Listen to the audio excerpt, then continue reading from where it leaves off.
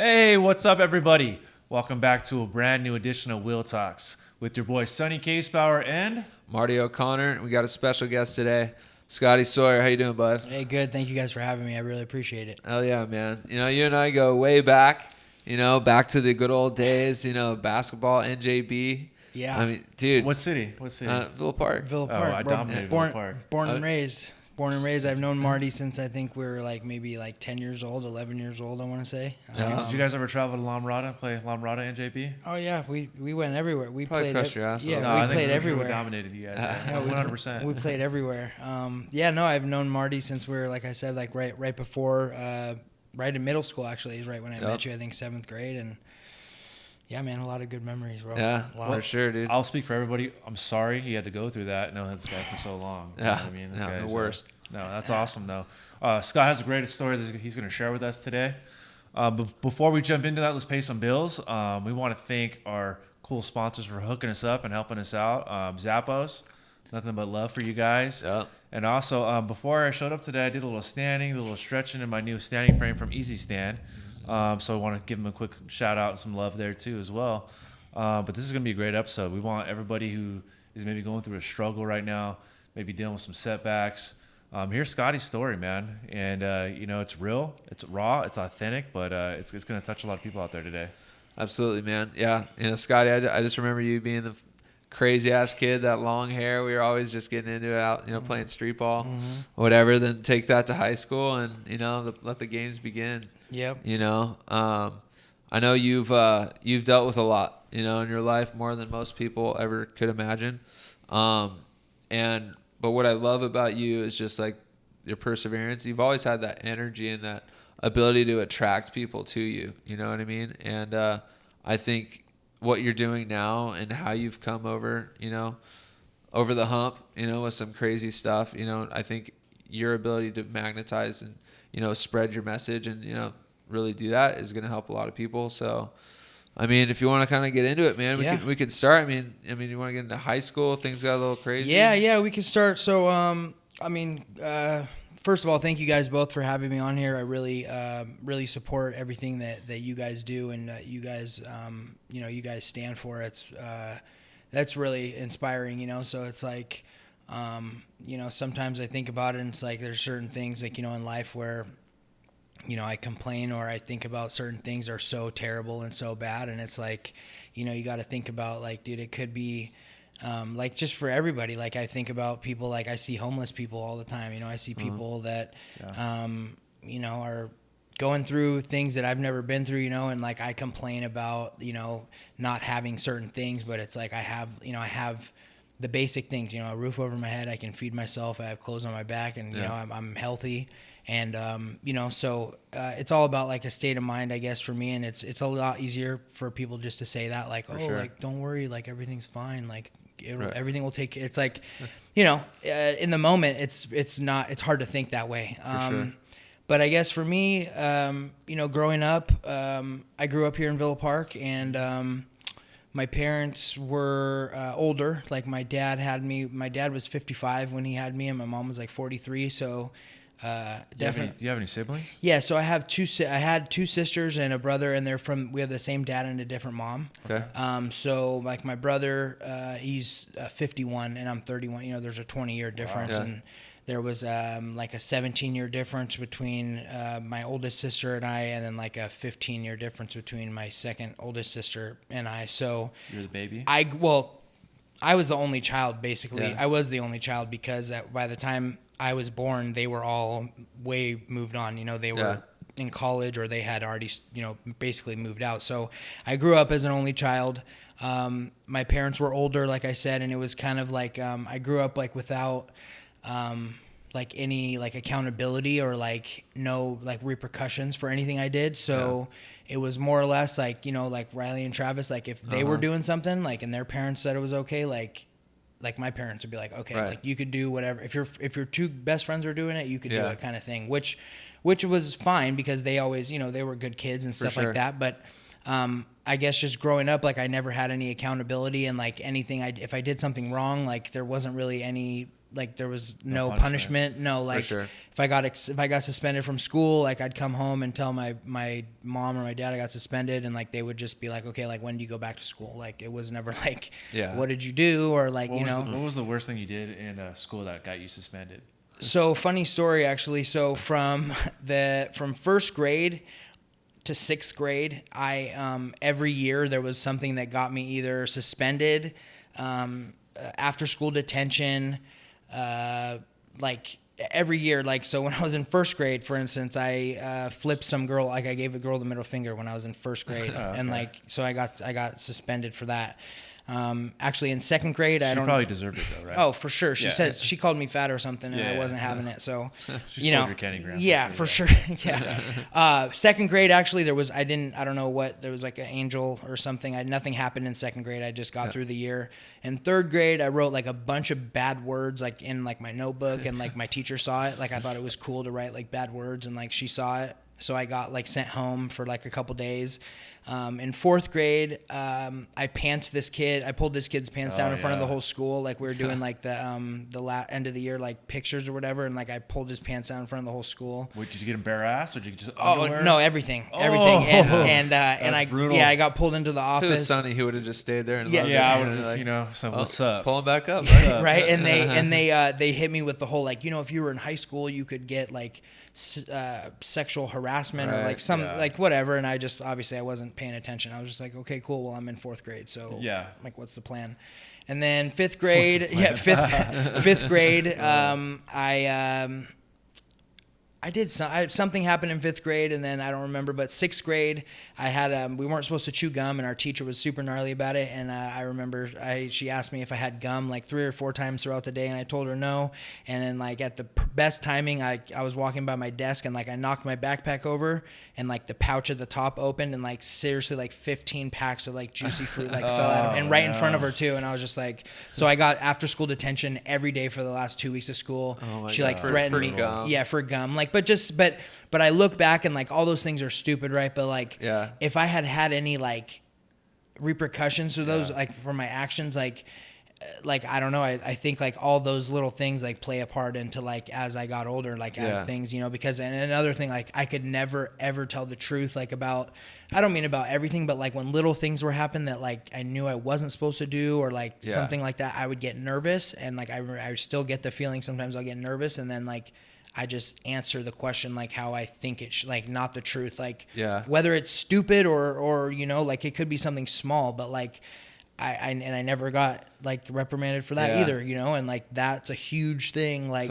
for my whole life, and kind of just set a trajectory. Like maybe you got used to freedom, without the consequence, right? Because freedom. That's, I know. Hey man, you go off to college, you get that first taste, of like time to yourself, and no one to answer to, and you get yourself in some shit, and especially if you started early with that kind of, and thankfully like for me, like not thankfully, but for me, like that whole like freedom thing like started like a lot earlier, like so fast forward, like middle school was like whatever, it was cool, and then like high school, what high school did you go to? I went to Villa Park High School. Oh, my freshman year, actually, I went to Elmo because of where we lived. And then my parents were like, okay, we're moving, like, so you can go to Villa Park. I was like, all right, dope. So sophomore year, like we moved and I went to Villa Park, and that's kind of like where like everything's like I kind of like found like myself. Like I always was the funny guy, like loud, like I was like the overweight kid that like never got made fun of, like that everyone liked, so it's like I never got made fun of, like I just never got bullied. No, never. I've never seen anybody rally a crowd like you could, man. Blue Crew, Villa Park, dude. Yeah. Oh my God, this kid would get the people going. So I always had a thing What's with the Blue Crew? That was like our student section. Yeah, okay. like so like I've just always had a thing of like with people, like I've been a people person like my whole life, like and talking to people and like being like the center of attention's like always like what I always like I dreamed of that shit. And then like in high school, like I said, sophomore year, like that's kind of when like everything kind of like I started coming into my own, I guess. Like in a kind of a weird way, it's almost like you were kind of raised by your grandparents in a way. You know how like your grandparents kind of let you get away with because of the age difference is so. Right. Oh no, people thought my dad was my grandpa. Yeah. Like everyone was like, oh, like that's your grandpa. I was like, no, it's my dad. Like, and he was older, and I think it was just a point where they like I don't want to say they didn't care, because like they cared, but like Yeah. they were just like, they kind of like, They were tired, yeah, yeah. they were just like whatever about it. But like I was saying, like sophomore year, that's kind of when everything started to like snowball. Like I remember I sold like fake IDs like to everybody. Like when I was 15, like me and all my friends had fake IDs, and like Where'd you get those from? just a buddy of mine like was like had somebody that Were they at did it. McLovin, or were they like No. legit? These were like still to this day, like I'm pretty sure like these could pass. That's Like funny, these huh? were legit, like Yeah. super legit. And anyway, so sophomore year, went through the year, like I was drinking a lot. You know, I would drink at school, and like I was on ASB, like so I was like the spirit commissioner, like go figure. Like I did all the pep rallies and all that stuff. Yeah. And around like December, What did you like to drink? at school, I got like an extreme gulp, like from 7-Eleven, like the Yeah. big plastic mugs, and I would take a bottle of like 151 and like Diet Coke and like put it in my locker, and like That's no joke. yeah, no, I mean it was just the quickest, like that was my thing, like as fast as I could, you know, and like Right. and no, it wasn't good. It was terrible, but it was a lot of fun, and Right. so midway through my sophomore year, my dad got sick, like around Christmas time, and he went to the hospital, I remember, and my mom was like, took him there, and he told my dad was the first brain surgeon in Orange County. Oh wow. Yeah, and my mom took him to the hospital, and it was for like his back, but then like he said like told my mom like, take me home, like I don't need to be here, like I'm good, like whatever.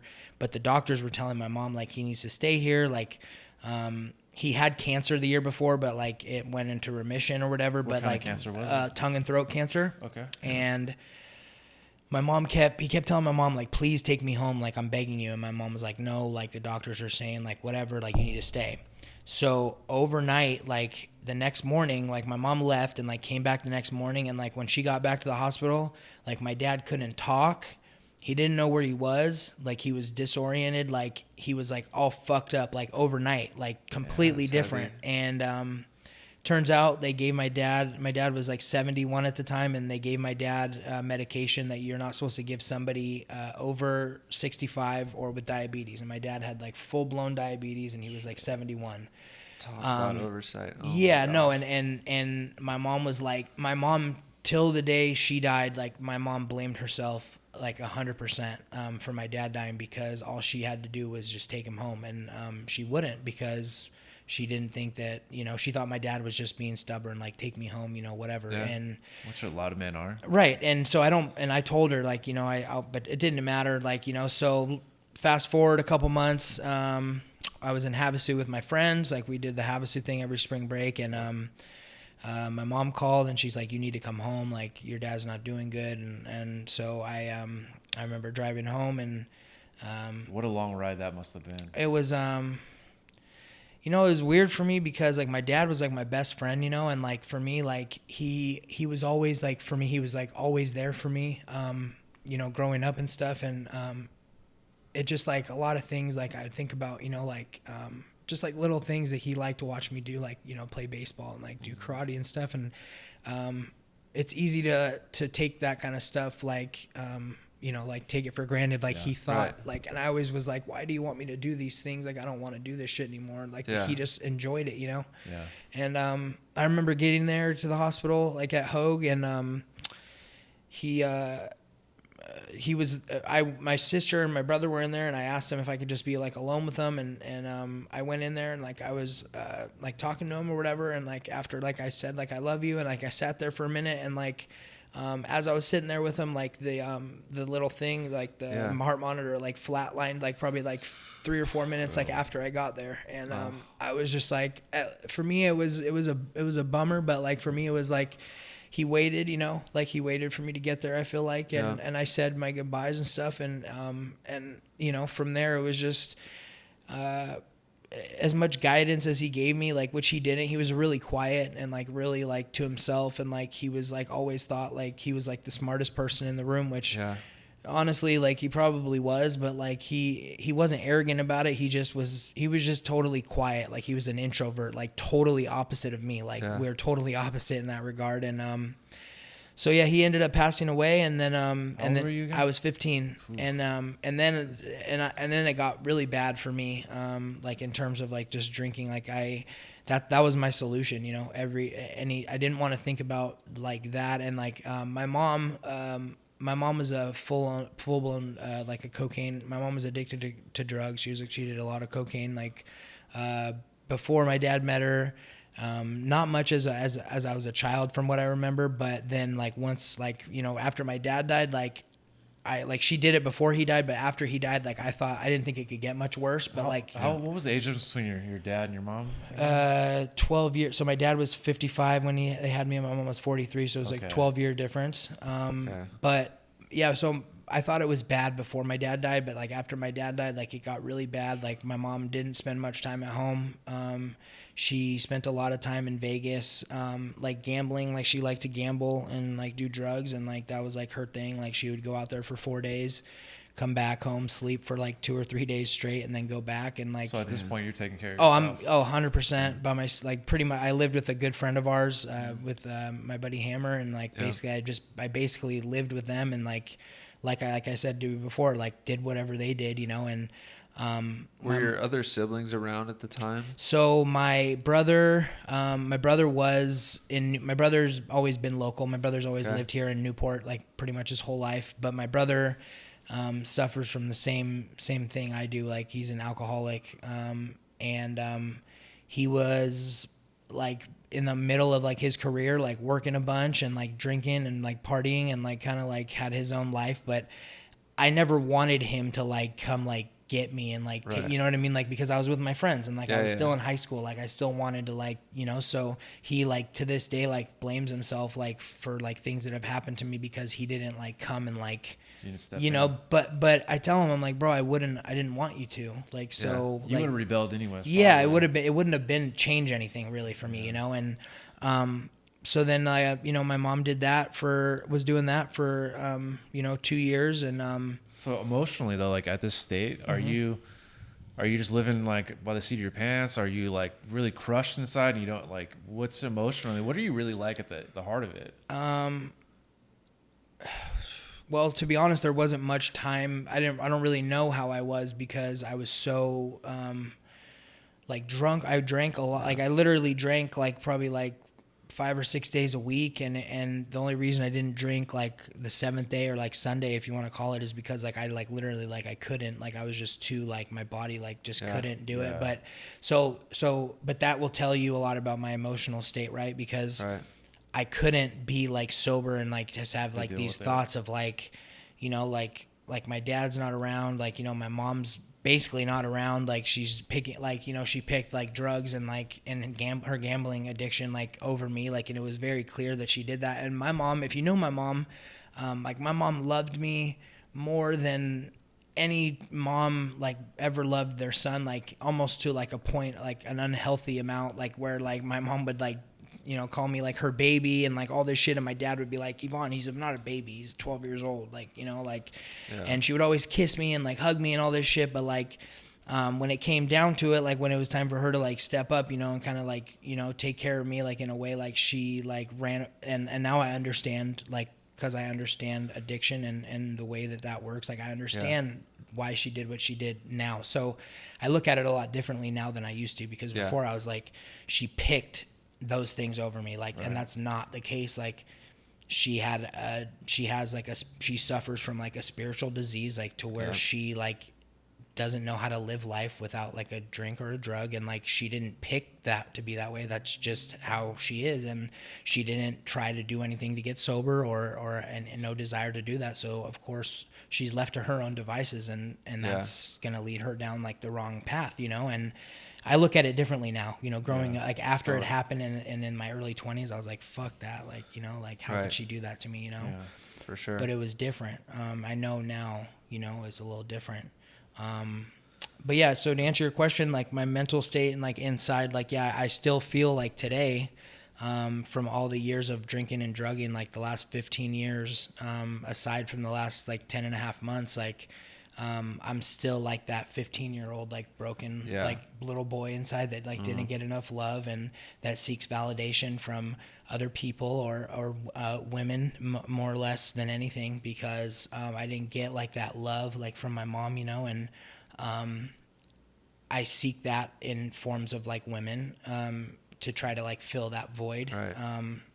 Do you feel like that's kind of an addiction as well? So I feel like it's a more of a coping mechanism. It is an addiction in terms of like the way that it makes you behave, right? Because like you're continuously like trying to like chase this like, or like it's a high, right? Yeah. Well, it's not. It's that, but it's also it's like it's just like you get so consumed, like in the program like that I'm, you know, in the program I'm in, like, you know, like there's like you know, you have a higher power, like, you know, a God of your understanding, you know, whatever that may be.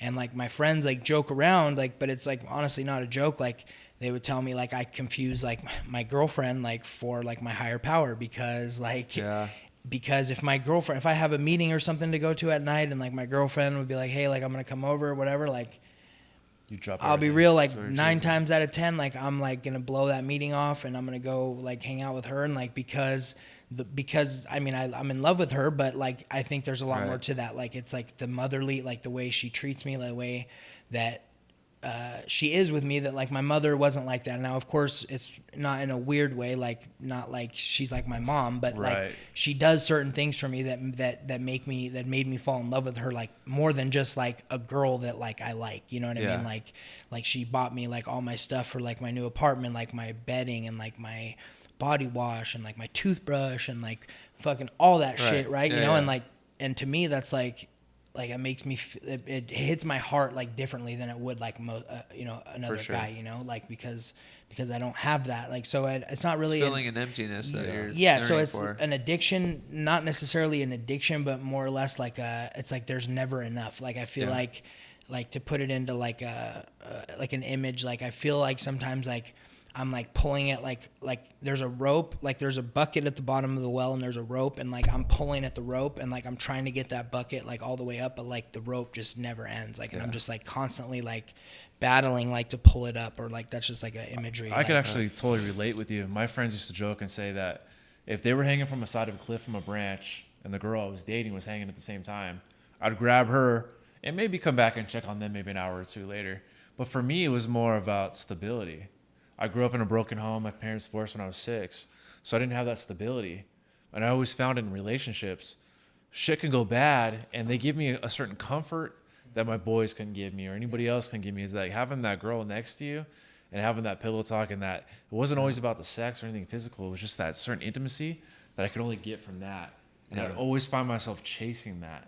Mm-hmm. And, you know, until I finally had like this major setback, I realized that was just as phony or inconsistent as everything else, you know? Yeah, like chasing that, like that's been something like it's always been like a girl thing has always been like the thing, like whether it was, you know, right after my mom, like, well, so back up a little bit. So my mom had her issues.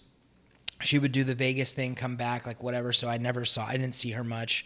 Fast forward like senior year, I was on homecoming court, like, so I got like to be on homecoming court, and they had like all the moms of everyone on court come to the assembly, and then whoever won homecoming king got to like dance with their mom like in front of the whole school, and of course I won homecoming king, like obviously, right? And I was lucky enough to win, and my mom was there, and I danced with her in front of the whole school, and like you know, she was so proud of me, because I remember like she would always, like growing up and stuff, she would always be like, you know, taking Scott to school is like taking like a celebrity like to school, like everyone says hi to him and like all this stuff, and I'd just be like, okay mom, like it's not like that. But that's how my mom saw me, you know, and she always was like she was very like proud of like, you know, like me like being like, you know, cool, and like my mom liked that. Like she was like proud of like her son. Like she's like, at least, you know, like at least he like has a lot of friends, and like, you know, like girls would call my house like all the time, and like she would always be like, oh, like what's your name, like, you know, and like be like, oh, you're like the third girl that's called tonight, and I'm like, Mom, like you really can't, don't like, help me Mom, like that, like, right?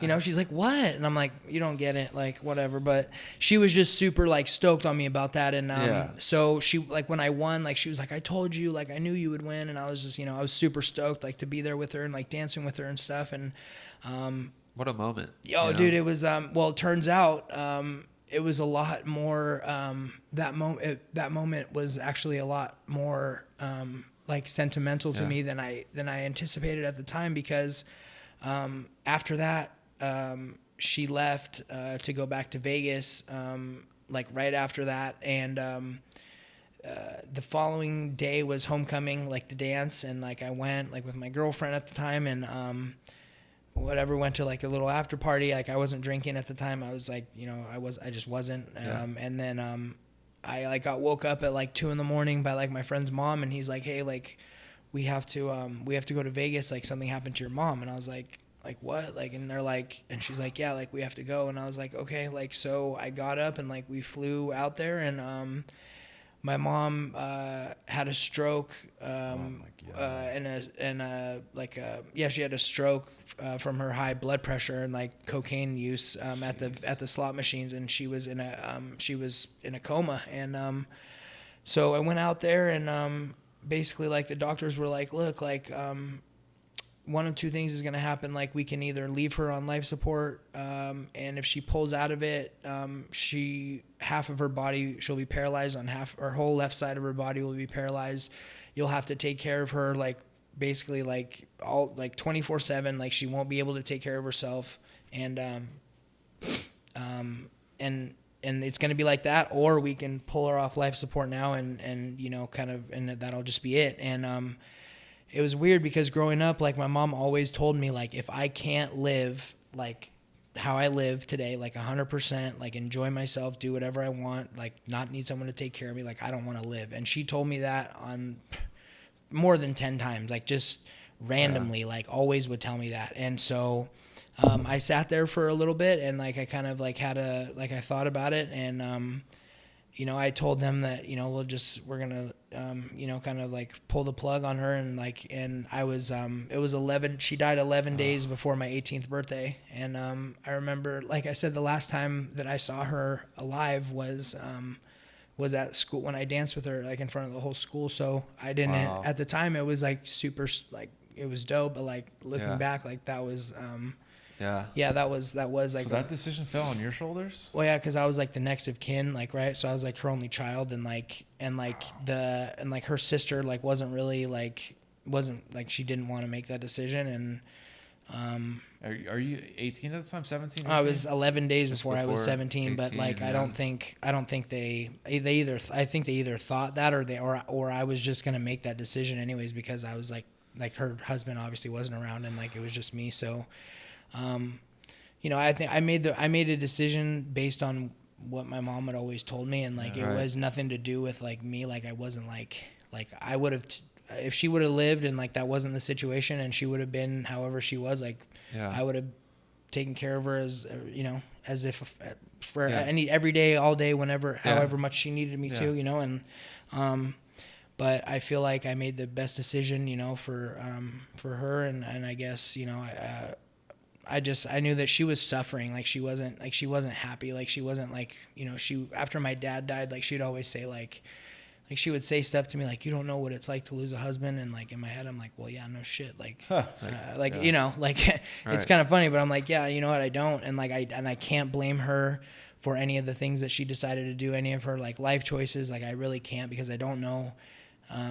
I mean, I can tell now, you know, I know what it's like to lose, you know, your parents, like, and I can tell you, I know the feeling of like what you want to do to get rid of that feeling. Like, so I can kind of relate to like that, you know, but I don't blame her for that. But yeah, so basically after my mom died, like I thought it was gonna get like a lot worse, like for me, you know. But So how does that work out? So Yeah. your dad's passed away, your mom dies, you're about to graduate high school.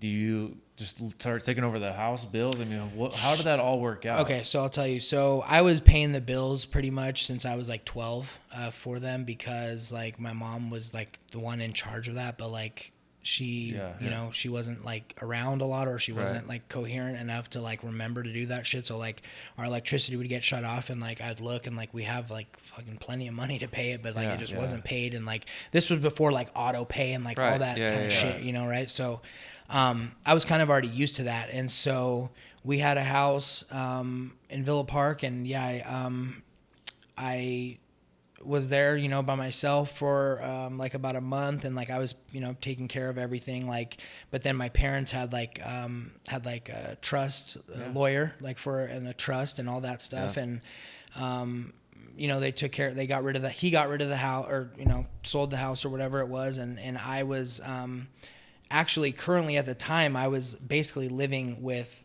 my best friend at the time that lived right by the high school, because my mom was when she wasn't in Vegas, she was staying with her mom out in like Palm Springs, like Morongo area, to take care of her mom, because her mom was older. So it was either I moved out there with them, or I stayed here with my best friend and his parents, and like so that's obviously what I chose to like finish out my senior year. So all that stuff kind of got taken care of, and then and I was living with them, and honestly, like I sit here and I can say it was kind of like a relief, like for me, like in a way, when my mom died, because like worrying about her and like my dad, like constantly for like the last, like since I was like 10 or 11, like always like having to be like an adult, you know, like when I was like a kid, like worrying about them, like they would fight sometimes, and like I would always be in the middle of it, and like just like my dad wasn't healthy, like he was sick, like sometimes, like, you know, it's just everything that like kids my age like would have no business having to a worry part about of. paying bills. I would have to do all that, and like I did all that, and I was kind of used to it, you know. So like after they both passed away, like it was kind of like I could like breathe, like I could like just like be like a kid, like I don't get me wrong, I did my fair share of you know, being a kid, but like I like didn't have that like anxiety of like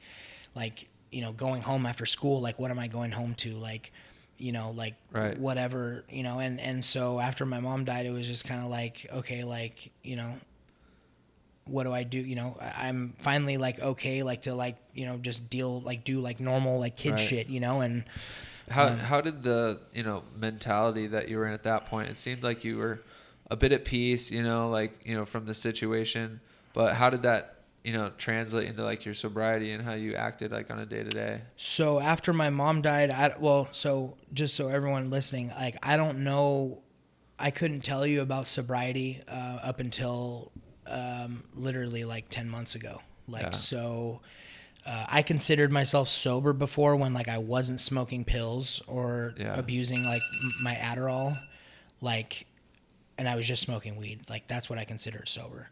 But I wasn't sober ever. So basically after my mom passed away, 2 years after my mom passed away, my sister had breast cancer and she passed away. Jeez. And were you close to her too? Yeah, so she lived in Canada for most of my life, but she would come down, and like I would talk to her, like, you know, pretty regularly. And right before she died, she had a kid, you know, my niece Claire, and she lives in Canada. And my sister, like I said, my sister had breast cancer, and you know, that was just, it was at that point, it was just kind of like I'm numb to like that, like at that point, you know, like after like my parents died, like, you know, and then my sister died, like it was still like a bummer, but like I was just at that point, like it's not, nothing gets any, like it's not like any harder, like, you know, it's like it's just like it is what it is. And like I've always said, like that was the plan, like that was just like what God had in plan, like for me, because like I was able to deal with it and like handle it, and like I had to always put on this like mask, like this like persona, like to where like everything was okay, like everything looked like it was okay. Like people would be like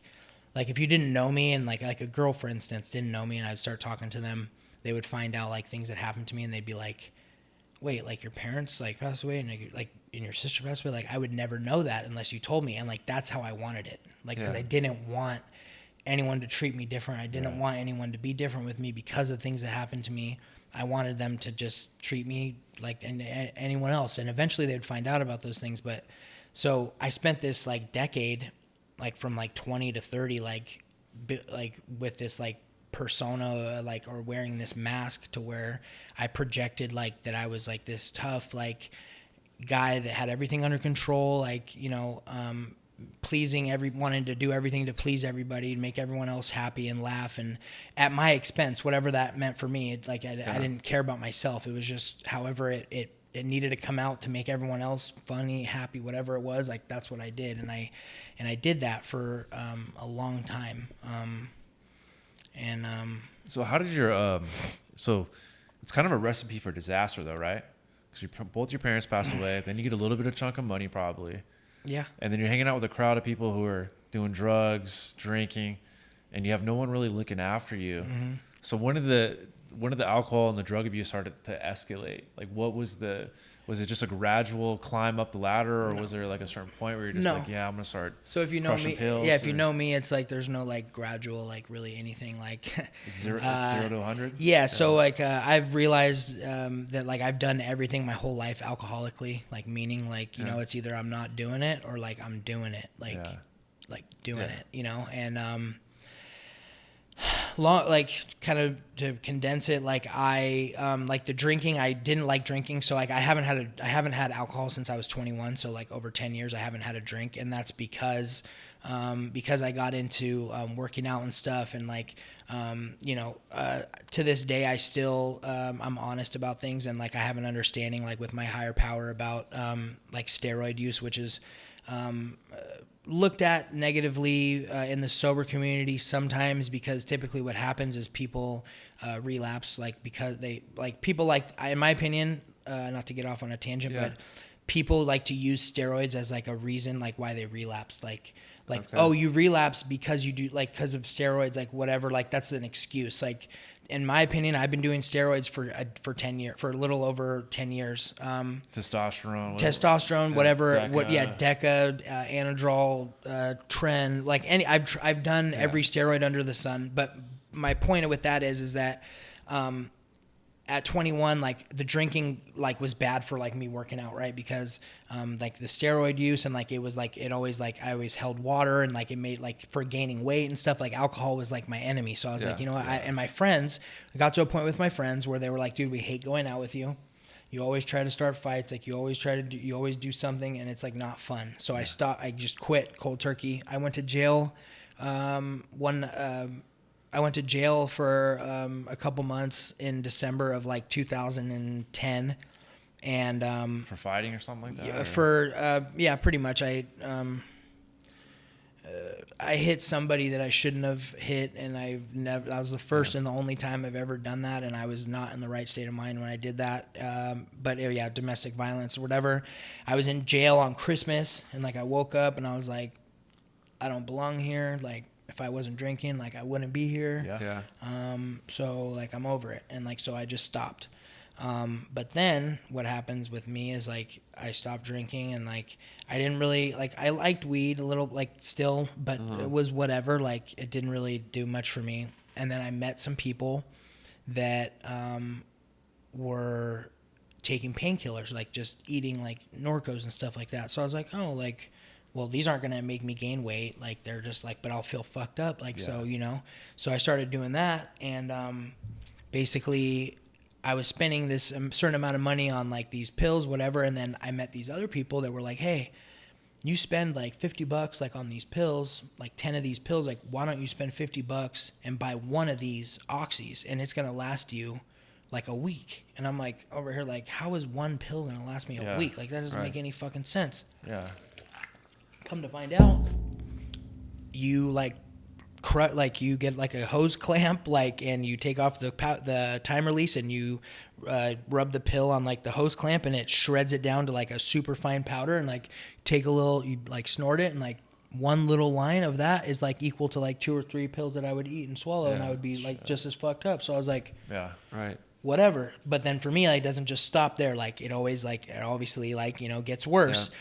So I started doing that, and then it was becoming, like, expensive. So I was like, well, how do I, like, offset the cost? Like, my friend's like, oh, like, well, like, I know someone who can get them for this price if we buy a bunch of them, and then I can sell them at this price, and we'll make a shitload of money. Yeah, wow. And I was like, okay, like, I'll take my financial aid money from, like, college and, like, that I'm supposed to be spending, like, on myself or whatever for, like, school, and, like, let's go do this, you know? And then the fucking started. Like, I started selling drugs, and, like, I started, you know, the snorting those pills turned into you can smoke those pills. And I was like, whoa, like, how do you do that? Like, and I got, like, fucking started doing that. And then, you know, as it's progressively, like, you know, getting worse and worse. And I got caught with those pills. It was, like, my first time. So, like, they arrested me, and, like, they released me, like, right away. Like, it was kind of like a slap on the wrist, like, one time, like, okay, whatever. So that's when I started, like, this, like, sober, like, thing where, like, I wasn't smoking pills, I wasn't selling drugs, I was just smoking weed, working out, working, and, like, that was, like, my life. I thought, like, I was, like, on a straight and narrow. Like, How old were you at this point? I was 23. Okay. So for the next 2 years, that's what I did. I worked out, I smoked a little weed, and, like, that's it. Like, and I was just. How were you able to stay straight for that long on that, like, on that path? Like, without, like, just, like, yeah, I mean, like, because, like, white knuckling it, basically. Yeah, like, that's tough. Oh, no, looking back, like, I don't know how, because for me, it was just, like, I felt like I had so much, like, I guess, like, so much at stake, like, I guess, like, when I look at it, but, like, at the time, like. Were you on probation? Is that well, no, so I was on probation, but, like, on the informal probation, so, like, I just couldn't get in trouble, right? So, like. You weren't getting drug test or anything like that? No. But it wasn't even that. It was just, like, I, like, was all my good friends don't do any of that stuff. Like, the pill, like, yeah, they'll go out and party, like, on the weekends, you know, like, snort, you know, do coke, whatever. Like, but their partying starts, like, on Friday night and it ends on Sunday, and, like, and then that, you know what I mean? Like, for me, it never was like that, you know? So my friends were always like, and I was hanging out with them a lot, so doing what they do, and, like, that was cool. Like, were you working too? I was working. Yeah, I had at the time a good job. I worked at a merchandise management company. I was a manager. Like, I ran the whole, like, all the e-commerce and online stores for, like, 311, Pepper, Snoop Dogg, like G-Eazy, like all these bands and all this shit. And so I had a good job, you know, and I was doing well. And I was, like, for once, like, my friends were, like, not upset with me. Like, I wasn't in trouble. Like, do you have a girlfriend too? So this is what happened. So those 2 years happen. I'm 25 and 24. So I was sober for like a little over a year or a year and a half. And then I met this girl that used to work out with my personal trainer. We had sessions, like, right after each other. So I was at, like, 5 and she was, like, at 5:30. So I'd always see her, like, when I left, but I never said anything to her because, like, I was just like, whatever. Started talking to her, started texting her, was supposed to hang out with her, like, a week from the day we started talking, and then, like, 2 days later, I was like, hey, like, I don't want to wait, like, a whole week, like, to hang out with you. Like, is that weird? She's like, no, me neither. I was like, all right, well, cool, like, come over. Like, I had my own apartment at the time. Yeah. All that. She came over, and, dude, like, I, like, saw this, like, woman, like, that was, like, just like what I'm always looking for, right? Like, this, like, super responsible, like, drinks, like, once a month with her friends, never smoked a cigarette, has a huge family, went to college, she's a CPA, she's fucking beautiful, like, everything. And, like, I'm over here, like, I'm, like, almost, like, shocked, like, fuck, like, how did I, like, you know, like, and I kind of at the time looked at it like, I've been through enough shit to where, like, this is how I'm getting rewarded, like, in some way, however fucking weird thought I had, like, you know, like, Did you see in her, like, a lot of things in life that you wanted that maybe you missed out on that she had, and now you can kind of, like, get it? That's everything. Yeah. That was I was eating Christmas and Thanksgiving, like, alone. Like, I was spending those holidays alone. Like, you know, like, I was Like again, like the accountability, like the, like after high school, like it's not like if you're going to college, it's like where are you going to college? Right. Like how are you going to do that? Like, you know, whatever, you know, and her parents like instilled this like structure with her. Like she grew up in Irvine. She had like a mom, dad, brother, white picket fence, huge Armenian family. Like everything that I was like, so I have a second chance, right? Like at like a life, like in a family, like, and like I was like, and plus she's like gorgeous, right? And I was just like, fuck. Like 2 weeks after we started talking, I made her my girlfriend. We hung out literally for a year and a couple months. Every Friday, Saturday, and Sunday, she was over at my apartment. She came over every Friday after work, spent the night Friday night, spent the night Saturday night, hung out with me all day, cooked my food for me on Sunday, meal prepped for me like for the whole week. And then she would go home, go to her job, do her thing Monday through Friday, and then I'd come back over like every weekend for a fucking year and 2 months. And it's a good routine. Yeah, know, like dude, for me it was perfect. It was perfect. And the she didn't mind at the beginning that I smoked weed, but like I could tell like she wasn't really like into it. Yeah. So like I slowly kind of like slowed down on that, and then after a year.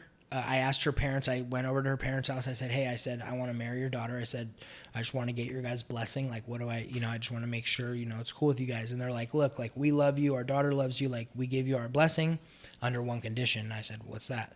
And they said, we want you to go back to college, like graduate college. And like, I'm sitting there, right? And I'm like, what am I going to say other than like, of course, like whatever you guys want, like, of course, like, and not knowing like that, not only were I knew they were serious, but like that was a big fucking deal to them. Like literally, like they're like, that's something that we want. Like if you're going to marry her, we want our grandchildren to like, both their parents have gone to college, like, whatever. So I was like, okay, cool. How much college had you had? You had that?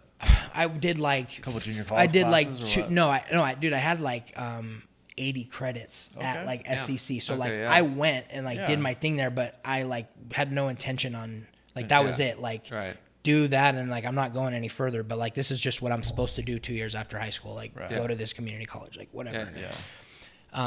But she like looked into it, saw all the credits that like transferred. Like she fucking wrote like my essays. Like I applied to like Penn State, Concordia, Florida State, a couple other colleges. Like she wrote like my essays, like fucking like wrote them for me, like whatever, like submitted all my shit, like whatever. And I was like, in my head, I'm thinking like, dude, she's going to be super bummed. Like when I don't get into like any of these fucking colleges, like, and then what? And then like, I'm going to have to like go back to SEC and like do like, like I was just like in for it. I'm like, fuck, know, dude, like a month later, like I got 2 letters from Penn State and Concordia and I got accepted to both of them. And I was like, oh, wow. I was like, is this a mistake? I called them and I was like, is this like, am I reading this right straight up? And they're like, yeah, like you got accepted, like, whatever. And I was like, fuck, like, and she was all fucking. Let me ask you, why are you panicked though? Like, shouldn't this all be exciting? You met the girl of your dreams. You got the family blessing. She's actually pushing you towards a positive point in your life. Why are you shitting bricks right now? I wasn't shitting bricks. I was just like kind of like, I guess like expecting the worst. Like, and I didn't think, and I was looking at it like all this shit that I'm gonna have to do because it's not gonna that shit's not gonna work out. Like I don't want to go back to SEC. Like I don't want to fucking like like just being negative, dude. Like just whatever. But then when I got in, I was like, fuck, like dope. Like and at that time, after like a month or two after I met her, like she hit me with the like, so like what's your plan? And I was like, what do you mean? Like, what's my plan? I was like, she's like, what are you going to do like for a career? I was like, well, fuck. I was like, who are you to ask me that? Like, I have a job that I'm a manager at. I have my own apartment. Yep. Right. Yeah. I'm like, you still live at home, And she's like, but then like and I didn't say that to her obviously because I would never talk to her that way. But in my head, I'm like, what the fuck? And I was like, well, I don't know, like whatever. And then my brother at the time was looking for somebody to start working for him in the real estate thing. And he had been asking me about it. And I kept saying like, no, because I'm comfortable with what I'm doing. I mentioned it to her and she's like, okay, that's what you're doing. She's like, we're going to get your real estate license. Like, and you're going to fucking do that. Like, I think you'd be really good at it. And I was like, okay, like fucking did the real estate thing, got my real estate license, started working with my brother, got into college, like I said. So all these things, right? Like Alina pushed me to like be this, like a better person. Like, and everything she did, anytime she bitched at me or whatever, it was all positive. It was all because she wanted what was best for me. Like, straight up, like deep down in her heart, like whatever she had to do to get me to where I wanted, whatever she had to do to get me to where she wanted me to be, I guess, like she did. And like, that was something that like I loved about her. Like she put me first, like for a long time, like she did. And like, so, fast forward, we get married, in like September of 2016. We had like a 450 person wedding. This whole time though, you're off the drugs, right? So I'm off the drugs. I smoke weed every now and then. Which, not really drinking. Which she hate. No drinking at all since I was 21. Like never drinking ever. Because I just, like I said, the drinking thing, to stop drinking was easy for me. I was like, I hate, like, I don't, like, I can drive, I can come and go as I please. Like, there was no negatives to it. My friends don't get pissed. They like hanging out with me when we go out, whatever. Plus you're health conscious. You hate the whole alcohol and gain weight and all that. Right. So I'm like, okay. So we move in together. We get an apartment in Irvine, right across the street from the Spectrum. We get a dog. Like I start college, like, so I'm working like 6 a.m. to 6 p.m. and then going to college at night from like 7:30 to 9:30, like twice. So what college did you Concordia? decide on? Went to Concordia University. I did like this. They had an adult program it's equivalent to like if you were to go live there on campus or whatever, but it was for people who had like adults who had jobs or kids and families. Like, so half of it was online and the other half was like at the school. What were you majoring in? I majored in business administration, and then so I did that, and then I went to USC and got a minor in real estate development after I graduated, which was like a 8-week like thing. And like my financial aid paid for it. Like I didn't have to pay it back, like whatever. So we have a house with a dog, careers lining up. She's relationships lining up. Yeah. She's getting, she's finally like, have a family you've been looking for. Seems like everything's too good to be true. So I have literally I lost everything and then I got even more, if you want, honestly, even more back. Right. Like, so, I'm like low key jealous over here. I'm waiting for my bounce back. Like, this is nice. So I'm like, I'm in a good place. Like, or I think, right. Like in my head, I'm like, okay. Like we have like, she's a CPA. So she had like 2 tests left to like get her CPA, like to get her license. She worked, she got a job at Deloitte, which is the number 1 accounting firm in the country. Huge. She worked there. Yeah. She hated it because they worked her into the ground. So she went back to Grant Thornton, which is a Big 4. Yeah. She still works there today. And, so she's making money. I'm making money, whatever. It's all good. What kind of dog did you guys get, by the way? A French bulldog. Oh, I love French. Yeah. Okay. Yeah. He was, I don't even want to talk about that, but, so everything's fucking going good, like, and, every other weekend we're spending time with her family. We're going to LA. A lot of her family lives in LA or Glendale. Okay. And what I notice, started happening is like I'm kind of like, I don't know exactly how it happened or when it happened, but like one of my buddies like came home from like for Christmas, like he lives out of state, and he came home and he's like, dude, like I want to, like, there's no drugs out in Texas, like there's not even weed out there. Like I was like, fuck, like that sucks. Like okay. He's like, well, dude, I want to get high, like, and I was like, dude, I don't know anyone anymore, like it's been years, like I don't know anyone. I don't know how we figured it out, and when ended up like grabbing 10 pills for him, 10 for me. And like, we were just like doing what we used to do, like hanging out, fucking laughing, getting high, whatever. Yeah. And a couple days go by and like, he goes home. He's like, all right, I'm not like going back to Texas. Well, when he goes back to Texas, like he's going back there and like, he's going back to like his job and like his like regular life. Yeah. Well, I'm left here now, like with this new person that I just met that sells drugs. I'm a drug addict at heart, like, and I'm like, so like spark that taste a little bit. I can grab like a couple, like, and the money, like, money's not a problem. So I'm like, oh, and I just remember, not specifically, but kind of as the like weeks were going on, like I would at first when I first started doing them again, like it would be like 2 would last me like a day or 2. Yeah. And then as the weeks would go on, like I remember like, okay, I need like 5. Okay, like tolerance I need started 7, going up. And I need 10. And I'm like, okay, like, and not blaming it on him. Obviously, it wasn't his fault, but that's kind of like how quickly like that, like, you know, like how you asked me, how was I doing it? Like, Yeah. it could have happened. That could have happened a year before that. Like, Right. but it didn't present itself. Yeah. Like, and I wasn't, you know, like that's just not Were you where I completely was. hiding it from your are you guys married? At this So, point? so at this point we were engaged, and, yeah, we were engaged. So we weren't married yet, but she caught me one time before we got married. And I came up with some fucking weird. How'd she catch you? You just looked Literally, just wrecked or what? you want to know? Yeah. It's embarrassing, but it was like 2 or 3 in the morning, and like I woke up and I remember like I was like, fuck, like I was like, she's asleep, like whatever. But I didn't have like a piece of foil like already like out of the thing, like already like a piece like that I would just use. Yeah.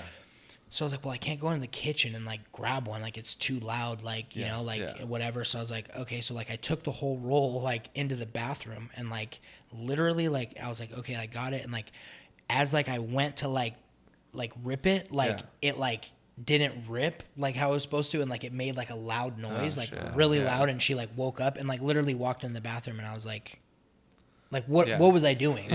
What other explanation could it be, you know? I ended up like my fucking addict brain like ended up coming up with I ended up like kind of getting out of it, but like my wife wasn't stupid, like, you know, but like I was just like, and then so what happened after that is she would drug test me. Wow. Randomly. Jeez. Yeah. So that continued, and like I was like, you know, on and off doing it, whatever. We got married, like everything was again, like, you know, like I was about to graduate from college. She was doing her thing. Like we were looking for houses, like, you know, like to buy a house and like do all that. And like, again, like I'm killing it at the real estate. Like turns out like real estate's like my calling. Like I'm fucking like, you know, crushing it. Like, you know, doing like, you know, exactly what I'm supposed to be doing. And then, do you have a passion for real estate, or do you love the gift? Like obviously you have the gift of the gab. Mm-hmm. So like, do you have a drive for real estate though? You love doing that every day, or is it just a job that pays the bills for you, you think? No. So I love like putting things together, like the way that like my mind works. Like, I'm like a street broker. So like I get like my flyers, like with my listings, things like that. And I literally, I'll park on a street, like, and I map it out. I park on a street and like I walk door to door, passing out my flyers and my cards, getting their cards back, going back to my office, you know, doing whatever I have to do the rest of the day. And then the following day I call the people that I went to before. I call all them back, follow up with them, and then I go out again. And like, it's just like that's, and like putting things together, like talking to this person and they need like 10,000 square feet. And then like a week or two later talking to this person and they're like, well, we might sell our building. Like we might like, and just like putting things together, like from talking to everyone, like I get like a high from that, you know, like it's like, it's a rush, like, and like I'm still, I've only been back doing it for, like 2.5 months, like since like I got sober.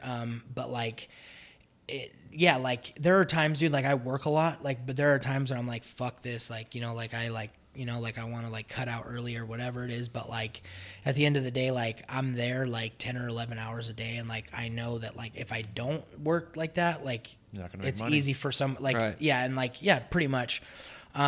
So fast forward, things like I'm starting, like the drugs is starting to like take over like my life. Like it's me going to her family get-togethers and all that. It's cutting into like my drug time. Like, and then I'm like acting different to her. And like, she's like, what the fuck's going on? Like, you're not the person that like I married, you know? So that's all happening, but I'm high all the time. All that shit doesn't mean shit to me. Like, I don't care that I'm not being a good husband. I don't care that I'm not being a good,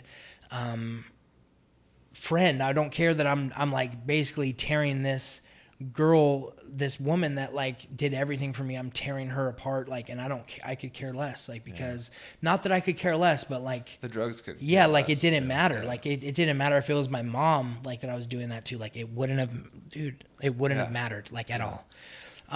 You're basically living a double life too. Oh, 100%. Hiding, like going to work this time, like, oh, I'm at work, like when I'm like not, you know. And emotionally, that's got to be tearing you up inside. Well, I know that I'm like, there's times like when I'm like thinking like, dude, I just like looking back, like the moral of the to wrap it up in a sense, like everything crumbled with her when I kept lying to her about like money, kept lying to her about doing drugs, kept lying to her about all this stuff. And she's a woman that knows her worth. Like she knows what she's worth. She knows what she deserves. And at the beginning I was giving her that tenfold. But at the end I wasn't. And she got to a point where, she doesn't understand alcoholism or addiction, like aside from what she reads online, which is not like it's valid, but there's more to it. Right. So I come home one day and, all of her stuff's gone, like the dog's gone, like, you know, and I'm sitting there like in our, you know, our place, like, and I'm just like, I could, I'm okay. Like now I have all this time to do what I want to do on my own. How long ago was that?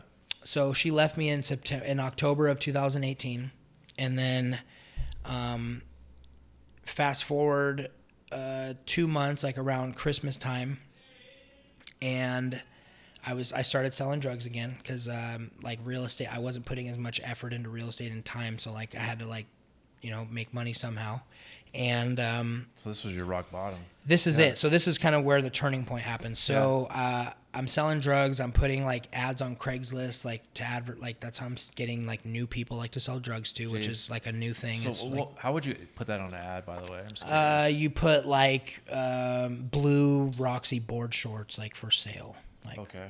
And like the ad is like, if you're a fucking, you can read, like it's not very, like you think when I'm putting these ads up, I'm thinking like I'm being like sneaky, like super in like super low key, like in the cut, like no what's one. the code? I'm just like the code, like it would be like I would put like like Roxy board shorts like for sale, 100% like satisfaction guaranteed, like just stupid shit. Put my phone number, whatever. Put a fake name. I'd have another phone, like a burner phone. Would someone actually call you for blue? Never. Shorts? No, they knew. Like they it knew was kind of like the lingo. So okay, all right. Long story short, I'm doing that. I'm making like $2 or $3 grand a week, like because I'm like, dude, it's like it's lucrative, like whatever. Right. But I remember someone responded to my ad. It was this guy, like, and when he got in my car, like, You just knew. it just, at the first time I was like, like I'm tripping, like I'm like loaded or like I'm just like psyching myself out, like whatever it is, like, and then he paid me and left. And I was like, okay, cool. I met him again, paid me, he left, it was cool. Last time he hit me up, I like had this weird feeling and I told him to meet me somewhere. Long story short, I then told him, I said, hey, actually meet me over here instead of where I told you. And the two places were like 30 seconds apart, if not less. Yeah. 15 minutes goes by and like I don't hear anything from him. And then he hit me up. He's like, oh yeah, okay, I'm over here now. So I drove around back behind where I told him to go, and I see like 2 unmarked cars. So they're sending me up to sting me. So I block the number and I bail and like I go home and like I'm thinking in my head like I dodged it. The next day I go to work, I leave work, I go to CVS to pick up my Adderall or some shit like that. And as I'm walking out of CVS, fucking 3 guys with guns drawn fucking come out. They tackle me fucking right in front of the CVS, put me in handcuffs. They had a search warrant for my house, for my car. They're asking me like, where are all the pills at? Like this and that. Like little did they know, like I had literally like if they would have waited like another half hour, like they probably would have caught me with something. But like I was literally out of pills. I had no pills in my house, no pills in my car, nothing. So I went to jail and I did some time for selling drugs to an undercover cop, 2 felony sales charges. And that's kind of when like I was like, okay, like this isn't working for me. I went a couple more months after I got out of like not selling drugs anymore, but still doing them. Right. And then a good friend of mine was like, hey, like, dude, like, I think you need like treatment or rehab or whatever. And I was like, okay, like, sure, like, whatever. Didn't think anything of it. Like, I was just going to go to get well for 7 days and like come back out and like keep doing drugs. Went to this place, super nice place in Capo Beach. I was there for like 7 days. And like when I was supposed to leave, like I got asked to like go to an AA meeting. I was told like to ask to get a sponsor. And then I decided to do like 30 days like of the residential, like inpatient, like at this house. I started working the steps. and I got through the steps like after like 40 days. And after the 40 days, I moved into the sober living where my sponsor lived.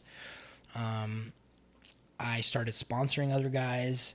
I was going to 2 meetings a day, like 6 days a week. Like it was like AA, and I would go to programming like IOP, like my, like the IOP is like the place where I was in rehab. Like they, like for a certain amount of time you do like 8 a.m. to 12, 5 days a week. And then you move down to 3 days a week, and then like you graduate, and then like you're done. Yeah. So I was doing that in the morning.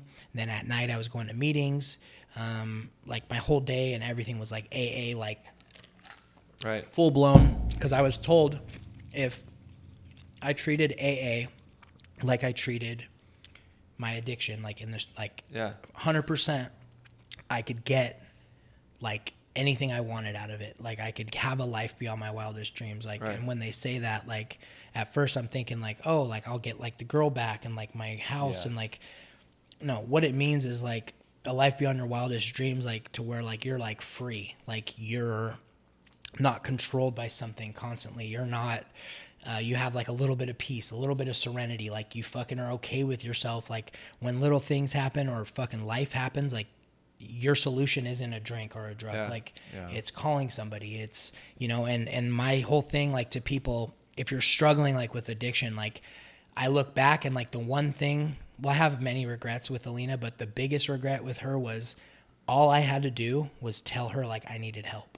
If I would have said, hey, I'm not okay, like I need help, she would have helped. Like she wouldn't have been stoked, but it would have been better than the way I chose to do it, you know? And like, cause at least that way we could have worked on it together. Like, and so like my whole thing, like to people, like, especially like younger kids, like if you're struggling, like, or you're in a place where like you feel like drinking or drugs, like control your life and like, it's ruining your life, like you're ruining relationships, like your parents, like anything that's important to you, you're ruining it, or you're fucking up, or like whatever, or you feel like there's no hope, like, and you're like hopeless. My whole thing is like, go like get help, like reach out to somebody that maybe knows about it. If you have insurance, like that's great, you know, maybe go the treatment route. I know people that don't, and there's other ways to go about it, but it's like for young people, like 18, 19, 20, like I tell them, I ask them, like, you have two options. Like you can either, like live the rest, like 10 years, the next 10 years, you can either live the next 10 years, enjoy it, fucking like live life, or you can exist for the next 10 years, float through life, not really care and continue doing drugs, and like you can waste the next 10 years, or you can like take advantage and like fully like, you know, live like a good life. Like you don't need to waste 10 years of your life like I did. And that's like, if you survive those 10 years. Right. So it's like a life or death thing for most people. And a lot of people are dying, like, you know, overdoses and things like that. And for me, like, just kind of like I'm dealing with everything from the last 15 years. Like today, like I deal with those things, like my parents and like my sister, and like I'm feeling, because I actually feel everything now. Like whereas before, I didn't, you know, and it's hard. So I'm going through all those things now. What's the hardest part of your days now? Is it going through those emotions? It's always the way like my feelings, and like my sponsor tells me, like, your feelings like don't mean shit. Like the way you feel like is irrelevant. Like all you're supposed to do is like stay sober and like help someone else, like help another alcoholic, like help someone else that's struggling. Like if you do those things, like you stay out of your head, and like it's crazy, right? I mean, it's so with the program, like it's super, super simple, but like it's not easy. Like it's very fucking like, do this and this happens, like do this and like, but like you think about it and like, oh, that's easy. But like when you start to do it and like like having to, like I was saying earlier, like every day, like it's fucking hard. Like it's like there's days when you're just like, fuck it. Like I know I don't want to fucking call someone. Like I want to sit and like have a pity party. Like I want to sit and just be alone. Like isolation is like the easiest thing to do. Like especially when you're struggling. Trigger too. Yeah, like, and you know, you go through stuff, but like instead of doing that, like try to call someone or like go hang out with like your sober friends. Like do something like positive. Like, and it's hard. Like, and the hardest part of my day, you know, today is like when I get angry at somebody, or like I lose my temper or something like that, like pausing, like when I get agitated and like really like I'm not that important. Like I have to, like my ego is like a huge thing. Like that this program like has no room for ego, like no room for fucking like for being, if you're selfish, self-centered, like which is the root of like this issue, like that's going to kill you. Like, so that's where like the helping someone else and like bringing your ego down and like you're not fucking like you're not the most important person in the world, like shocker, like fucking earth to you, you know. But it's like it's a hard pill to swallow at first. When I got into the program, I was like, wait, like so I surrender and then like I can like I win if I surrender? Like that doesn't make any sense. Like I mean that's something that we found too. It's like in order to get past like this pain or this hardship, you have to like submit to it. You know, and it's something that doesn't make sense at first, you know. It's weird because our situations are completely different, but similar. Right. When it comes to ego and when it comes to isolation. When I first got hurt, I really wanted to isolate myself. I was fucking embarrassed. Like I had to go around in this wheelchair. You know what I mean? I was an athlete. I was tall. I was athletic. I was so used to doing everything physically. To be reduced to this, I was fucking embarrassed. Yeah. And I wanted to isolate myself. But I found during my deepest like moments of just depression, if I went and I helped somebody else or I put a smile on somebody else's face, in the weird way it helped me out. I felt like I found my purpose. And I think that's what you're kind of finding through your 12 steps and throughout mentoring other people, is like giving that guy a little bit of advice and keeping him off the booze for that one day, or keeping him from doing something stupid. It makes you feel good about yourself. You know, and getting back real quick to like the submitting and all that, I love the saying, you know, faith means trusting in advance what only makes sense in reverse. You know, it's like the wildest thing to, you know, put trust into a process that you just can't fathom. Yeah. But knowing that, you know, over time you look back at it and you're like, oh shit, that's like, you know, where it was at the whole time. And, you know, and there's so much perspective in helping others and, you know, especially like carrying on your experiences and like helping people that are going through the shit now. Like, I'm wondering if like, even though your journey brought you to where you are today, do you wish at any point, like, you know, during high school or your younger years, you know, when you just experienced loss, that there are any like resources available or anything that maybe could have, you know, helped you back then? I mean, I look at it and I do think that because of like who I was like at the time, or, you know, who I was to like everyone at the school and like, you know, like my position, I guess, like the school, like being on ASB and all that, like they kind of like shielded me like from like getting in trouble, like, or like I'm shocked no teachers or principal or nobody like would, you know what I mean? So they knew, like that's the part, like that's where I'm getting at, like they knew, like, but they were almost like, okay, like he's here, like present at school for the most part, he's like helps out like on ASB, like, and he just went through like all this stuff like with his parent, like, you know, like, and so like almost like we're gonna cut him a break, like, and at the time I'm like thinking like, oh, like dope, like, and I'm, you know, it was cool, whatever, but like looking back, like you're saying, like I think that like kind of like with you guys, like same thing, like people that are struggling, like it's really hard to admit that, like it's really hard to be like,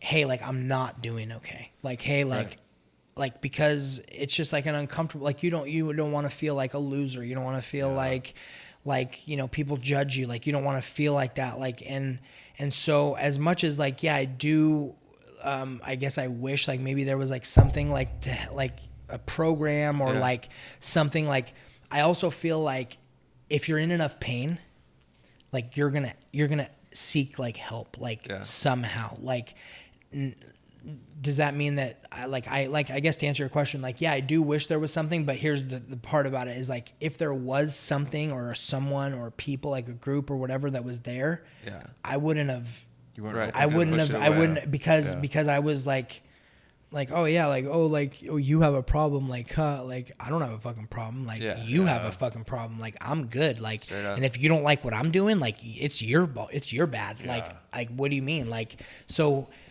as much as I do wish that there was something like that, I think even like in the younger people, like in high school and stuff, like, dude, those kids, like they're not gonna take advantage of that just because of like, I mean, I'm not going to speak for everyone, but I'm just saying that for me, like, I mean, I do wish there was something, but at the same time, like, I think almost like, and it's sad to say, but like, you're going to have to find out like who you really are and like what you really want. Like, and if going through that pain and like going through everything that I went through, even the things I did to myself, like over and over, like if that's what I had to go through to like get to where I'm at today, like that's just what I had to do. Like, was that necessary? Like, no. It's part of your journey though. Yeah, but it could have been a lot different, but. I feel the same way because when I first got hurt, I didn't want to associate with anybody in a wheelchair. You know, even till today, like Marty's probably the only guy support groups weren't really our thing. Because it was too much of a reality check for me. Seeing the people also in the same position as me, like, oh, I'm not that worse off. I'm not that fucked up. You know, and that's how I looked at it. Until I finally, like, you know, had a moment where I was like, I'm cheating myself. You know what I mean? Like, I'm not being honest. I think there's a certain strength though, by you sharing your story and your vulnerability, that will help somebody who's in that same position as you are, that we were in, you know?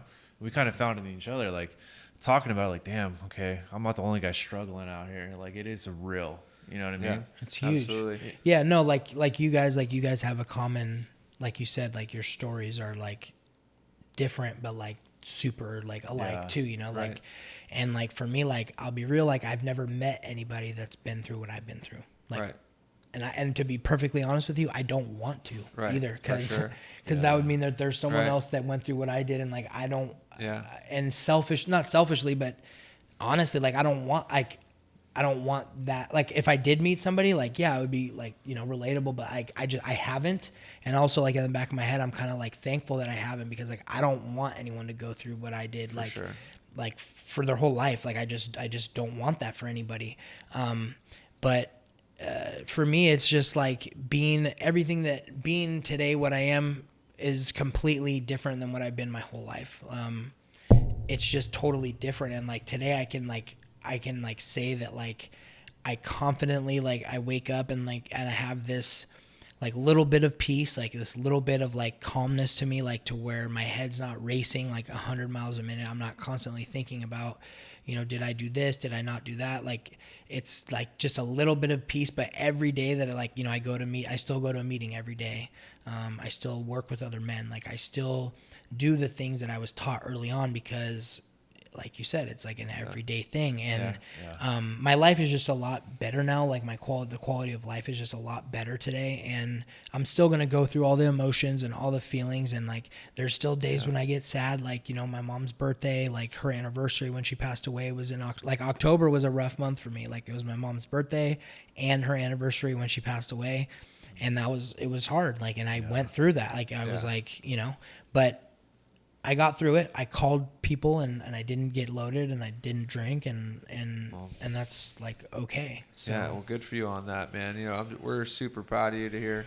You know, I mean, it's unfathomable, the life, you know, that you know you've lived and you've had to endure, and you know the fact that you're, you know, coming around and, you know, making the most of it now is just amazing. You know, what advice would you give to anyone out there that, you know, is struggling, you know, to, you know, deal with loss or dealing with, you know, addiction? Yeah. Is there any advice that you would have for those people? Yeah.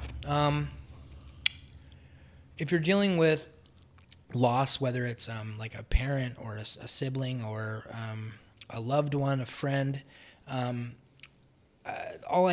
the only thing I can give you as advice, because it is like person to person, you know, the way that people process emotion and all that's different.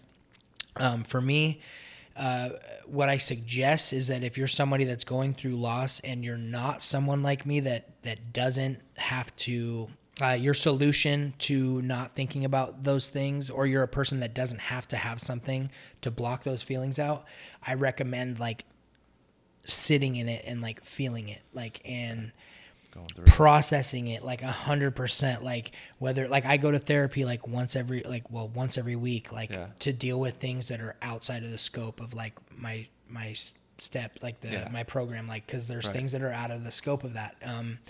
I would just, anyone that's struggling like for like with loss, like someone that passed away, like talk about it, call your friends, like maybe think about seeing like a professional to like just deal with it, because if you don't deal with it now, it's gonna come up later. It's gonna be worse.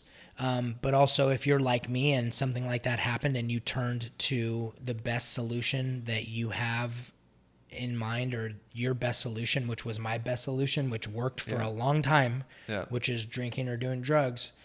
If you turn to that and that's your solution, I would just give you the advice that that's the only solution that you have, because that's the only solution that you know.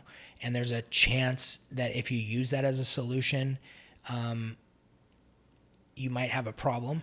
And if you have a problem and that's your solution, just know that there are other solutions out there, and you don't need to kill yourself or drown yourself in alcohol or overconsume drugs to numb yourself, to turn off your brain, to not think about it, because all you're doing is like suppressing it. And I suppressed 3 deaths and a loss of my wife, and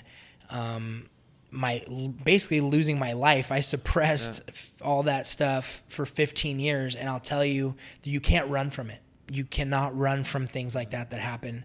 And the sooner you deal with them, and the sooner that you like face those things head on without any alcohol, drugs, or anything like that, the sooner you're going to get to that point where you can actually help somebody else. Because if you've been through something that someone else has, but you haven't dealt with it, you're of no good to yourself at that point, and you're of no good to anyone else. And you're just hurting yourself. So for me, like the fact that like now I'm able to like, as much as I'm still processing all the loss and everything, I'm at a point now where like my experience can like help somebody else. And like, that's what I want to do. Like, that's why like I reached out to you. Like, I know there's kids or even young adults or full grown men like myself that,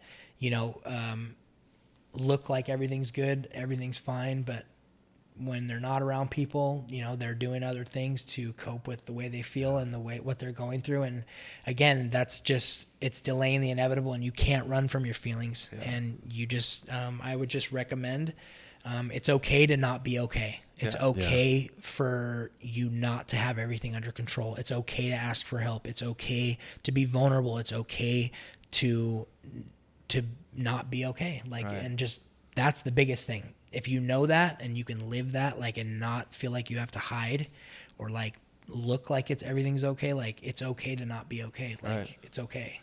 Dude, that's an amazing mindset it's a powerful message.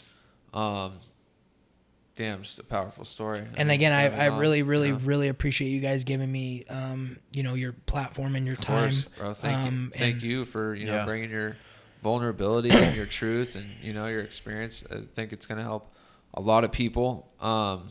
If there's anyone out there that needs help, please feel free to reach out to us, reach out for help to anyone that you need. There's options out there, there's other solutions and, the one solution you may have in your head. So, I'm still in awe. That was good, man. Thank you, Scotty, so much for coming on. Good luck on your journey going forward too. I appreciate it, and thank you guys for your time, and I appreciate everything, and I hope, I know that you guys are going to keep, carrying your message and carrying your guys are both of you guys are very, very inspiring, and I hope to have a quarter of the impact that I know that you guys have on people. I hope to have even a quarter of the impact that I know you guys do. So you will. I appreciate it. Well, you didn't need a wheelchair to keep it wheel today, bro. So, thank you guys for listening. We'll see you guys next week. Thank you. Thank you.